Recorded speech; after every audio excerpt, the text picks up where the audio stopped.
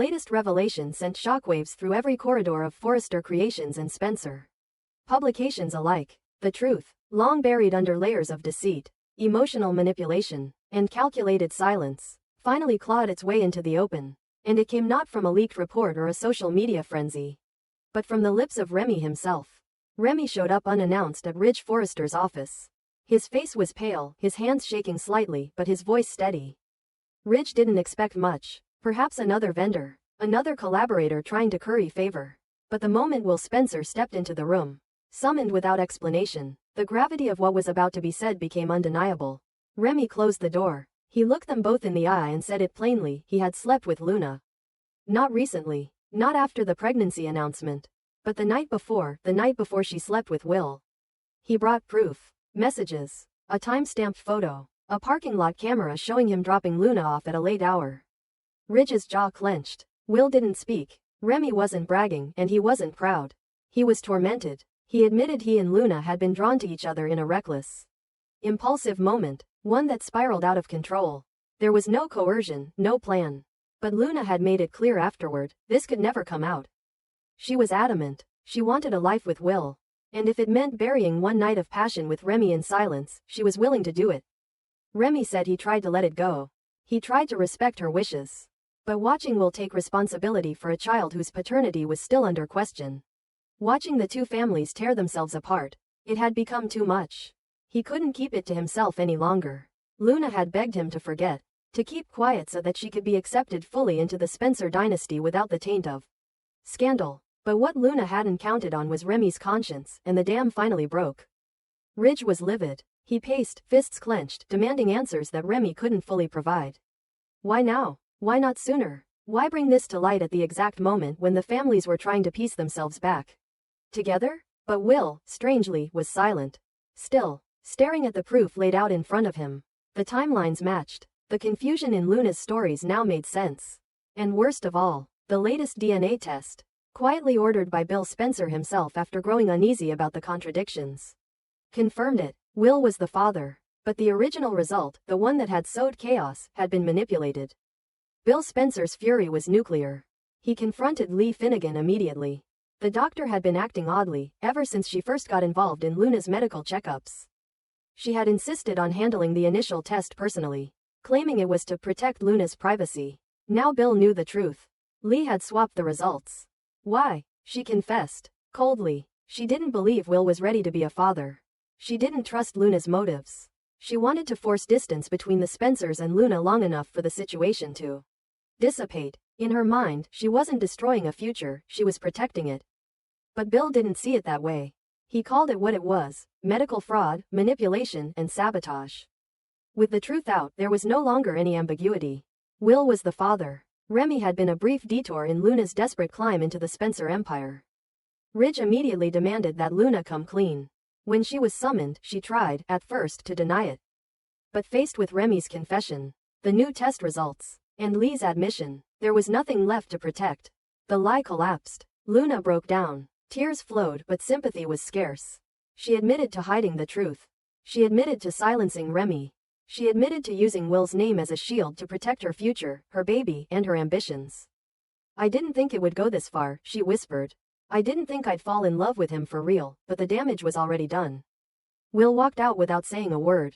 No shouting, no accusations, just a long, painful silence. Ridge was left with the fallout, again. His legacy, his business, his family name had been dragged through the mud because another woman had used deception to climb the ladder. Brooke tried to mediate, but Ridge was past listening. He was in protection mode now, determined to keep his family and his company from collapsing under the weight of this latest scandal. As for Bill Spencer, he was livid but not broken. If anything, he was even more resolved. His son had been lied to, his name used, his future jeopardized. But now that the truth was out, Bill would do what he always did: take control. He told Lee that if she ever came near his family again, she'd regret it. He issued a legal warning against Luna. There would be no easy road into the Spencer estate. Not anymore. Elektra, who had long suspected Luna of playing games, now felt vindicated. She resurfaced with a campaign of her own, one designed to permanently sever Luna's ties to the Spencer family. She hired a lawyer. She pushed for a custody battle. She wanted full guardianship of the unborn child. arguing that Luna's web of lies made her unfit to raise a Spencer heir. The case gained traction in the press, triggering a wave of public opinion against Luna. Meanwhile, Luna herself was unraveling. Alone, ostracized and humiliated, she fled Los Angeles and went off the grid. Zende tried to reach her. So did Hope, but Luna refused to speak to anyone. The girl who once dreamed of being a Spencer now faced the harsh reality of being branded a manipulator, a liar, and possibly something worse. But as always in Los Angeles, nothing stays buried for long. A private investigator hired by Bill discovered that Remy had been in communication with someone else in the days before his confession. Someone anonymous. Someone who had encouraged him to come forward and do the right thing. Someone who stood to benefit from Luna's fall. When the investigator traced the IP address, it led to a burner account linked to none other than Sheila Carter. Sheila had been quiet in recent weeks. Too quiet. Deacon insisted she was turning over a new leaf, but Bill knew better. If Sheila was behind Remy's confession, then this wasn't just about a love triangle. It was a calculated attack. A long game designed to destabilize both the Spencers and the Forresters. And if Sheila was back in the game, that meant no one was safe. Bill called an emergency family meeting. He laid out the facts. The betrayal, the fraud, the tampered DNA, the confession, and now, Sheila's fingerprints on the edge of it all. The family had been played, but the game wasn't over. It was just beginning. Meanwhile, Luna, in exile, found herself battling more than shame. She began experiencing complications with her pregnancy. Isolated, with few allies left, she reached out to the one person she hadn't betrayed, Steffi. The message was short: I need help. Please. It's about the baby. Steffi faced a choice. Ignore the woman who nearly ruined everything. Or step up, for the sake of the child, the family, and what remained of their legacy. With Ridge and Bill now united in fury, and Sheila's shadow looming larger than ever, the next move would be critical. Because the truth was out, but the war was just beginning. The revelation about Luna's pregnancy had already shaken the foundations of both the Spencer and Forrester families, but nothing compared to what came next. Whispers of a switched sample quickly grew into a full-blown scandal. The tabloids had a field day, and social media was ablaze with speculation. At the center of it all stood Luna, fragile but defiant, and Will Spencer, torn between duty, shame, and an undying sense of loyalty. The court stepped in swiftly. In the face of intensifying rumors and a potential miscarriage of justice, a supervised retest of the paternity sample was ordered. The lab selected for the second round was neutral, tightly secured, and under legal observation. This was supposed to be the end of the doubt, the final word. Instead, it opened the door to chaos. Will, still reeling from the emotional aftermath, insisted on accepting full responsibility. To him, it didn't matter how the night unfolded. If Luna was pregnant and he was the father, he would step up. That was how he was raised. But not everyone bought into the idea of noble intentions. Electra, Will's longtime confidant and now something of a wild card in the Spencer household, wasn't having it. She suspected manipulation. Luna, she claimed, had taken advantage of Will at his weakest, during a drunken night of emotional collapse. Electra was meticulous. She hired an independent expert in behavioral analysis and psychological consent to build a counter-narrative, one that painted Luna as a calculating player in a much bigger game. Electra had no love for Luna, and this was her chance to end any possibility of her integrating into the Spencer legacy. Just as tensions reached their peak, the night before the supervised sample was to be submitted, someone broke into the laboratory. The break-in was precise, not a trace of mess or theft in the traditional sense. No equipment missing, no clear sabotage.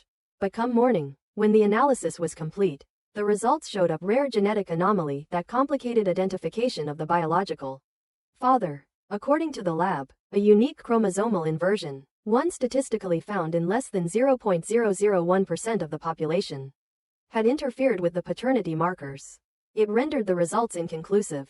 What should have been a moment of resolution became a bombshell. And it blew the Spencer and Forrester families wide apart. Suspicion poisoned every conversation. Some believed Will had orchestrated the lab interference to avoid being declared the father.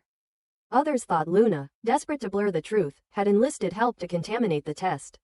But the wildest theory, and the one whispered with the most venom, was that someone high up, someone with everything to lose, had paid to alter the results entirely. Behind the scenes, Katie Logan was already digging. She'd been uneasy ever since Luna's first announcement, and even more so after the first round of tests mysteriously misplaced a control sample. But it wasn't until she reviewed security footage from the lab that she found something chilling. The camera system had been disabled during a 2-hour window, the exact timeframe when the break-in occurred. Katie cross-referenced the timestamps, her stomach tightening when she saw another connection. That same night, Deacon Sharp had left his apartment abruptly after a heated argument with Sheila Carter. The argument hadn't gone unnoticed. Neighbors heard screaming, objects breaking, followed by silence. Then Deacon stormed out. Katie found it odd that someone like Deacon, always measured, always in control, would leave in such a state. She had a hunch and decided to pursue it.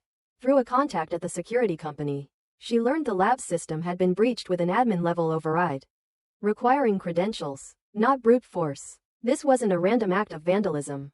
Someone had the codes. Someone had access. Katie confronted Deacon directly. At first, he played dumb. But under pressure, his calm facade cracked. He admitted leaving after the fight but denied any involvement in the lab incident. "You think I'm stupid enough to do something like that myself?" he snapped. "You don't understand who you're really dealing with here." Katie's blood ran cold. The implication was clear. Sheila, the puppet master, the saboteur. Back at Forrester Creations, the atmosphere was radioactive. Ridge and Brooke clashed repeatedly over their positions. Brooke leaning toward protecting Luna, Ridge suspecting foul play. Steffi, pragmatic as ever, warned both that this scandal could cost them millions in brand damage if it wasn't contained. Meanwhile, Thomas, strangely silent through it all, seemed to be carrying a secret of his own. He had been close to Luna. Too close. Enough that some began to wonder if Will was even the right man to be under the microscope. But Elektra wasn't letting the momentum die. With the test now declared unreliable, she doubled down, leaking documents to the press about Luna's past, a confidential suspension from university, allegations of falsifying academic data, and a previous relationship with a professor. Luna, devastated, went into hiding. Even her closest allies began to withdraw. Wyatt, once sympathetic, publicly distanced himself. Hope tried to remain supportive but privately questioned everything. The only one still standing firmly by Luna's side was Zende, who believed the entire thing was a setup. As Zende pressed his contacts in the tech world to investigate the lab breach, another lead surfaced. A fingerprint partial was recovered from the lab's backup system, a match to someone with a sealed juvenile record. Katie pushed to get it unsealed and was shocked to discover the match, R.J. Forrester. Her nephew, Ridge's son. R.J. had no known motive, no link to Luna's baby. Or so it seemed. When confronted, R.J. broke down. He admitted being at the lab that night but not to tamper with anything.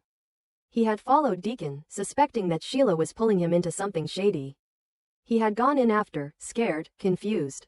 But he didn't touch anything. He swore it. The scandal now had too many faces. Too many angles. Deacon, Sheila, R.J., Will, Elektra, Luna, and somewhere in the shadows, someone else was pulling strings no one had seen yet. The Forrester-Logan-Spencer alliance, already fragile, began to fracture beyond repair. Eric Forrester, still recovering from his medical crisis, tried to act as a unifying force. But even he began to lose control. Lines were drawn. Allegiances shifted daily. What started as a simple paternity question had become a sprawling conspiracy threatening to consume everyone it touched. And the most terrifying part? The real father of Luna's child was still unknown. Still protected. Still possibly orchestrating the entire chaos to stay hidden.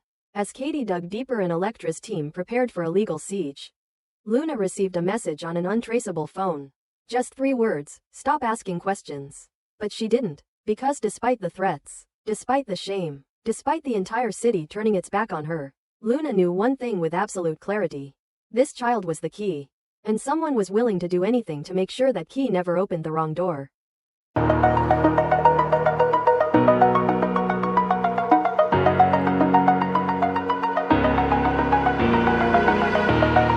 Oh.